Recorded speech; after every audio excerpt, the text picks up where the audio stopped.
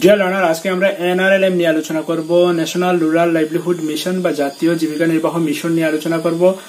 তার মধ্যে থেকে কি কি জিনিস জানতে হবে আমাদের পরীক্ষার জন্য, বিশেষ করে জিআরএস পরীক্ষায় কিন্তু এনআরএলএম থেকে কোয়েশ্চেন আসবে, সিলেবাসের মধ্যে এনআরএলএম রয়েছে। তো সেই স্কিমটা নিয়ে পুরোপুরি আমরা আলোচনা করব। কবে শুরু হয়েছিল, কিরকম ফান্ডিং দিচ্ছে, কেন্দ্র সরকার কত দিচ্ছে, রাজ্য সরকার কত দিচ্ছে, তার আগের নাম কি ছিল, পরবর্তীতে তার নাম কি হয়েছিল, কত অনুদান পাওয়া যায়, কি কি কাজ করে এনআরএলএম, সবকিছু বিষয় নিয়ে আমরা আলোচনা করবো। তো দেখতে থাকুন। আর হ্যাঁ, অবশ্যই যদি ভিডিওটা দেখেন কিন্তু আপনার এনআরএলএম নিয়ে কিন্তু আর কোনো স্টাডি করতে হবে না। এই যেগুলো আমি এমসিকিউ দিয়ে দেবো এগুলো আমার মনে হচ্ছে সাফিসিয়েন্ট, মানে পুরোটা কভার করে দেওয়া হয়েছে। তো অবশ্যই সেটা আপনার উপকারে আসবে। ভিডিওটাকে কন্টিনিউ করুন।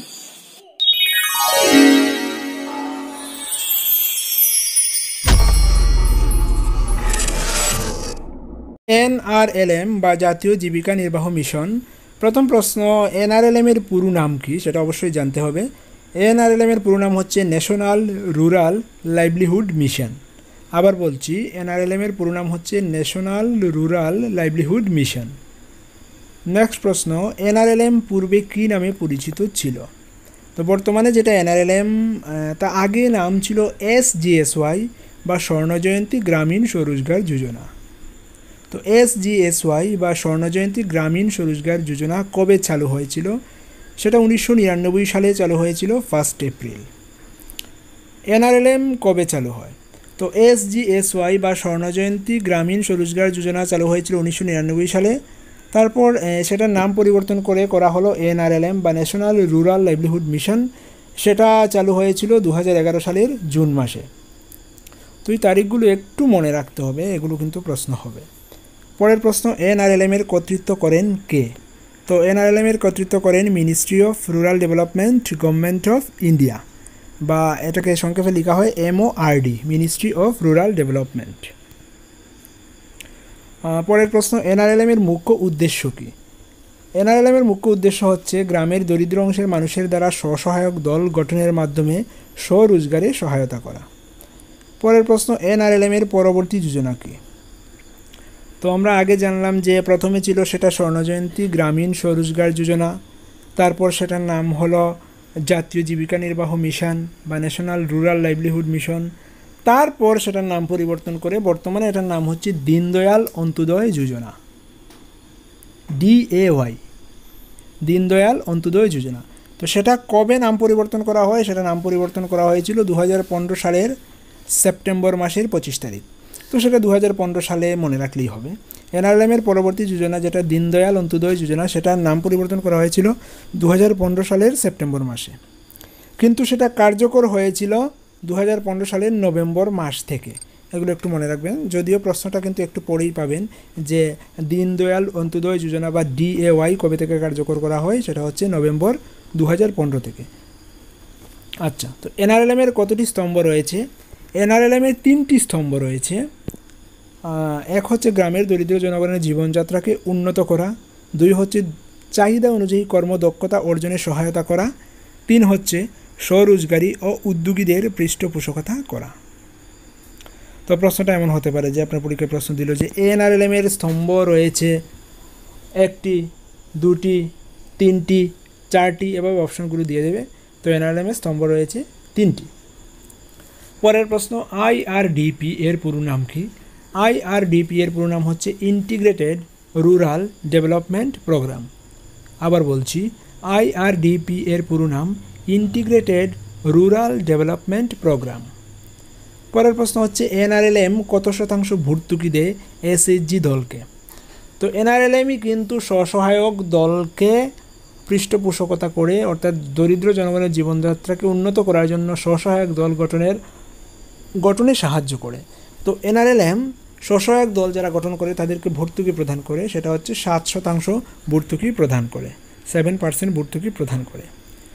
পরের প্রশ্ন হচ্ছে এনআরএলএম এ কেন্দ্র ও রাজ্য সরকারের অনুদানের অনুপাত কত?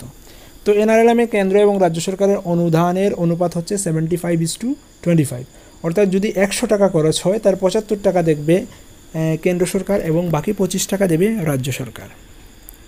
সেটা হচ্ছে পুরো ভারতবর্ষের ক্ষেত্রে, কিন্তু নর্থ ইস্টার্ন স্টেটগুলোর জন্য কিন্তু স্পেশাল প্রভিশন রয়েছে। তো নর্থ ইস্টার্ন স্টেট বলতে কোনগুলো? দেখুন যে ত্রিপুরা, মিজোরাম, নাগাল্যান্ড, মণিপুর, আসাম, মেঘালয়, অরুণাচল প্রদেশ এবং সিকিম। এই 8টা রাজ্যের জন্য কিন্তু আলাদা প্রভিশন রয়েছে। সেখানে ডেভেলপমেন্টের জন্য কিন্তু ভারত সরকারের আলাদা একটা মন্ত্রক রয়েছে, ডোনার মন্ত্রক, DONER, development of north eastern region, উত্তর পূর্বাঞ্চলের উন্নয়ন বলে একটা মন্ত্রক রয়েছে। এতে কী করা হয়, উত্তর পূর্বাঞ্চলে এই যে 8টা রাজ্য বললাম, ত্রিপুরা, মণিপুর, মেঘালয়, নাগাল্যান্ড, মিজোরাম, অরুণাচল প্রদেশ, আসাম, সিকিম, এই রাজ্যগুলোকে বিশেষ সাহায্য দেওয়া হয়। কারণ এগুলো যেহেতু হিলি পাহাড়ি এলাকা এবং খুব বেশি উন্নত না, তাদের উন্নয়নের জন্য কিন্তু আলাদা প্রভিশন দেওয়া হয়। তো এক্ষেত্রে উত্তর পূর্বাঞ্চলের রাজ্যগুলিতে NRLM-এ কেন্দ্র এবং রাজ্যের অনুপাত কত? তো উত্তর পূর্বাঞ্চলের রাজ্যগুলোর ক্ষেত্রে কিন্তু কেন্দ্র 90 টাকা দিচ্ছে আর রাজ্য 10 টাকা খরচ করছে। সারা ভারতবর্ষের জন্য NRLM-এ কেন্দ্র এবং রাজ্য সরকারের অনুপাত দেখুন যে 75:25, কিন্তু উত্তর পূর্বাঞ্চলের রাজ্যগুলির জন্য NRLM-এ রাজ্য এবং কেন্দ্রের অনুপাতটা হচ্ছে দেখুন যে কেন্দ্রের 90 আর রাজ্যের হচ্ছে 10। তো এগুলো একটু ভালোভাবে মনে রাখবেন। পরের প্রশ্ন, NRLM কতগুলি BPL পরিবারকে লক্ষ্য রেখে কাজ করছে? তো NRLM 7 কোটি BPL পরিবারকে লক্ষ্য রেখে কাজ করছে। তো NRLM 600টি ডিস্ট্রিক্টে কাজ করছে, 6000 ব্লকে কাজ করছে, 2.5 লক্ষ গ্রাম পঞ্চায়েতে কাজ করছে, 6 লক্ষ গ্রামে কাজ করছে। অর্থাৎ NRLM-এর আওতাভুক্ত গ্রামের সংখ্যা হচ্ছে 6 লক্ষ, গ্রাম পঞ্চায়েতের সংখ্যা হচ্ছে 2.5 লক্ষ, ব্লকের সংখ্যা হচ্ছে 6000 এবং জেলার সংখ্যা হচ্ছে 600। পরের প্রশ্ন যে SHG, NGO, SRLM, BPL এগুলোর পুরো নাম কি? এগুলোর পুরো নাম কিন্তু জানতে হবে। তো SHG মানে হচ্ছে সেলফ হেল্প গ্রুপ বা স্বসহায়ক দল, NGO হচ্ছে নন গভর্নমেন্ট অর্গানাইজেশন বা নন গভর্নমেন্টাল অর্গানাইজেশন, SRLM হচ্ছে state rural livelihood mission, BPL হচ্ছে বিলো পভার্টি লাইন। এগুলো হচ্ছে পুরো নাম। পরের প্রশ্ন হচ্ছে SHG-তে কত শতাংশ BPL সদস্য থাকতে হয়? তো SHG দল যখন গঠন করা হবে, তো SHG দল নিয়ে যদি বলি তাহলে SHG দলে মিনিমাম 10 জন সদস্য থাকতে হবে। 10 জনের কম হলে কোনো SHG দল গঠন করা যাবে না, আর ম্যাক্সিমাম 20 জন পর্যন্ত থাকতে পারে। অর্থাৎ একটা SHG দলে 20 জনের বেশি সদস্য থাকতে পারবে না, আবার 10 জনের কমও থাকতে পারবে না। তো সদস্য সংখ্যা হতে হবে 10 থেকে 20-এর মধ্যে, এবং এক্ষেত্রে কমপক্ষে 70% লোক থাকতে হবে BPL পরিবার থেকে। অর্থাৎ যদি 10 জন নিয়ে SHG দল গঠন করা হয় তাহলে 7 জন কিন্তু BPL সদস্য থাকতে হবে, নাহলে কিন্তু হবে না। পরের প্রশ্ন, SHG দল গঠনের জন্য কত টাকা প্রদান করা হয়? তো SHG দল গঠনের জন্য প্রথমে 10,000 টাকা প্রদান করা হয়। পরের প্রশ্ন, NRLM-এ আর্থিক সহায়তা প্রদান করে কে? তো NRLM-এ আর্থিক সহায়তা প্রদান করে হচ্ছে ওয়ার্ল্ড ব্যাংক বা বিশ্ব ব্যাংক। তো এক্ষেত্রে প্রশ্ন এমন আসতে পারে যে NRLM-এ বা SHG দল গঠনের ক্ষেত্রে আর্থিক সহায়তা প্রদান করে কোন ব্যাংক? অপশন দিয়ে দিল স্টেট ব্যাংক, 2 নম্বর দিয়ে দিল গ্রামীণ ব্যাংক, 3 নম্বর দিয়ে দিল যে কোঅপারেটিভ ব্যাংক, 4 নম্বর দিয়ে দিল বিশ্ব ব্যাংক। তো এক্ষেত্রে NRLM-এ আর্থিক সহায়তা প্রদান করে কিন্তু বিশ্ব ব্যাংক বা ওয়ার্ল্ড ব্যাংক, সেটা মনে রাখবেন। পরে একটা নোট দিয়েছি দেখুন যে প্রথমে নাম ছিল SGSY স্বর্ণ জয়ন্তী গ্রামীণ স্বরোজগার যোজনা, সেটা শুরু হয়েছিল 1999 সালের এপ্রিলে। তারপর সেটা পরিবর্তিত হয়ে গেল ন্যাশনাল রুরাল লাইভলিহুড মিশন বা NRLM, সেটা চালু হয়েছিল জুন 2011 সালে। তারপর সেটা পরিবর্তন করে দীনদয়াল অন্ত্যোদয় যোজনা NRLM-এর আওতাভুক্ত হলো, সেটা হচ্ছে সেপ্টেম্বর 2015 সালে। তো সে একটা টাইমলাইনগুলো একটু মনে রাখবেন যে প্রথমে ছিল SGSY, তারপর NRLM, তারপর DAY NRLM হলো 99, 2011, তারপর হচ্ছে 2015। তো এগুলো কিন্তু মনে রাখার কোনো বিষয়ই নেই, এগুলো আপনি শুনে কিন্তু সেগুলো আপনার শেখা হয়ে যাচ্ছে। আচ্ছা, পরবর্তী প্রশ্ন হচ্ছে দীনদয়াল অন্ত্যোদয় যোজনা কবে চালু হয়? তো দীনদয়াল অন্ত্যোদয় যোজনা গ্রহণ করা হয়েছিল হচ্ছে সেপ্টেম্বর 2015-তে, কিন্তু সেটা কার্যকরী হয় বা চালু হয় হচ্ছে নভেম্বর 2015 থেকে। পরের প্রশ্ন হচ্ছে কাদের জন্য SGSY বা স্বর্ণ জয়ন্তী গ্রামীণ স্বরোজগার যোজনা তৈরি করা হয়েছিল? APL, BPL, SHG নাকি ওমেন?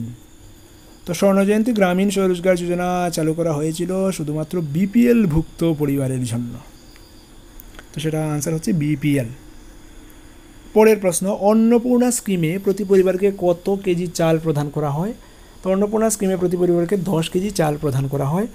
নেক্সট কোয়েশ্চেন হচ্ছে ন্যাশনাল ফ্যামিলি বেনিফিট স্কিমে কত টাকা প্রদান করা হয়?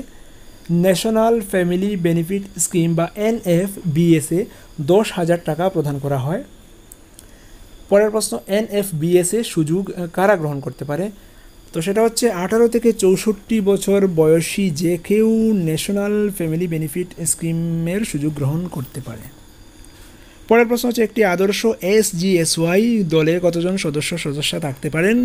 তো SGSY দলে একটি আদর্শ দল হবে যদি 10 থেকে 20 জন সদস্য থাকেন, অর্থাৎ SHG এর মতোই স্বর্ণজয়ন্তী গ্রামীণ স্বরোজগার যোজনা, সেটা কিন্তু আগে নাম ছিল, বর্তমানে তো NRLM এর আওতাভুক্ত হয়ে সেটা SHG হয়ে গেছে।